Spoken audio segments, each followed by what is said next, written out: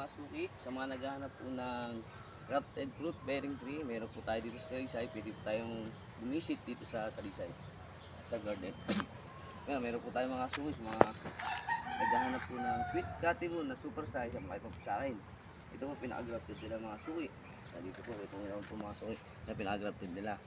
Ito, isang taon lang nabunga na po. Meron lang po nabunga po na, kaso magiging malakas yung hangin, natatanggal. Pero established na po yan, dire-diretso na. Tapos meron din po tayong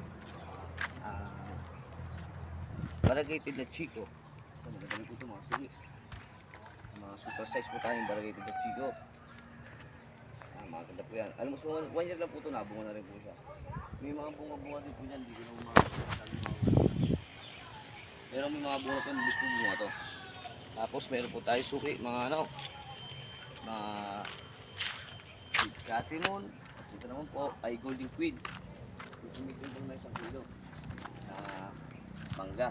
Ito mga suki, kagandahan dito, kahit medyo hilaw pa, dito sa amin ibubot pa, matamis na ang bunga niya. Ito mga suki, down pa lang, malalaki na ang bunga niya.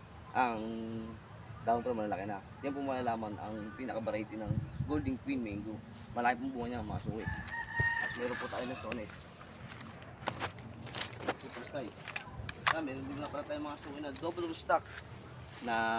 stock na golden queen, yun natin muna sa kilo. Ang mga suki, dalawa po pinakapuno niya. Kasi isa lang, ito pinaka-graft niya, mga suki. Ito mga graft niya. Bisto, matibay po ito kahit sa bagyong, kasi double na po siya puno niya. Game lang sa aking mga suki, sa mga nagana po dyan. Tapos meron tayong lansones na lungkong, variety lungkong sa duko. Yan, mga super size po yung mga suki. Tapos may latex na langka. Ito po yung latex na langka, wala po siya masyadong dakta. Yan ang kagandahan dito sa latex. PM lang kayo sa akin, o kaya i-message nyo lang.